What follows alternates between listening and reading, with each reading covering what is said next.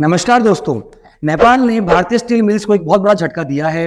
हमारे पड़ोसी मुल्क नेपाल, जो दूसरे देशों से खासकर भारत से काफी ज्यादा स्टील इंपोर्ट करता है, अब चाइना की तरफ रुख कर चुका है, क्योंकि चाइनीज स्टील मिल्स के प्राइसेस काफी कॉम्पिटिटिव हैं और ये काफी स्वाभाविक है कि इससे भारतीय स्टील इंडस्ट्री पर असर पड़ रहा है। नेपाल का चाइनीज स्टील की तरफ जाने का सबसे बड़ा रीजन है चाइनीज स्टील मिल्स द्वारा दिए गए ऑफर्स, जिसमें और देशों के मुकाबले काफी ज्यादा प्राइस डिफरेंसेस हैं।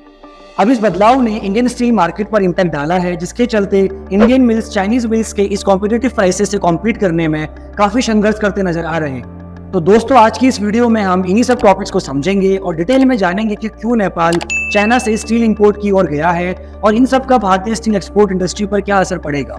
सबसे पहले, भारत, जो कि नेपाल के लिए मुख्य रूप से स्टील प्रोडक्ट्स का सप्लायर रहा है, अब उसे चाइना द्वारा दिए गए चीपर एक्सपोर्ट ऑफर से कॉम्पीट करने में मुश्किलों का सामना हो रहा है। नेपाल ने सितंबर अक्टूबर के महीने में चाइना से 1 से लेकर 1.2 लाख टन एचआरसी का ऑर्डर प्लेस किया था और ये कहानी सिर्फ एचआरसी पर आके नहीं रुकती।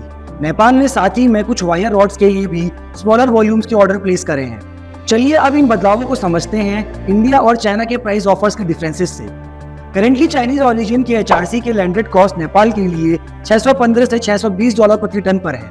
वही इंडियन ऑरिजिन एचआरसी के लैंडेड कॉस्ट नेपाल के लिए $670 से $680 पर टन पे है। यहाँ पे आप साफ समझ सकते हैं कि चाइनीज और इंडियन ऑफर्स में $60 से $65 पर टन का बड़ा डिफरेंस है, जो कि मेन रीजन बन चुका है नेपाल का चाइना की तरफ एचआरसी लेने के लिए। वही वायर रॉड्स में भी चाइनीज वायर रॉड्स $40 से $50 पर टन सस्ते पड़ रहे हैं इंडियन वायर रॉड्स के मुकाबले।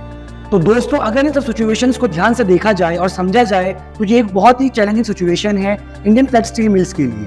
हमारे एक्सपर्ट्स का इन सब पे मानना है कि यहाँ से इस फाइनेंशियल ईयर के थर्ड क्वार्टर में इंडियन फ्लैट स्टील एक्सपोर्ट्स में एक सिग्निफिकेंट डिक्लाइन आ सकता है, क्योंकि दूसरे देशों में भी इंडिया के एक्सपोर्ट फिलहाल नहीं हो रहे, क्योंकि चाइना के ऑफर्स काफी कॉम्पिटिटिव है और लोकल डिमांड भी यूरोप, साउथ ईस्ट एशिया और मिडिल ईस्ट में फिलहाल अच्छी नहीं है।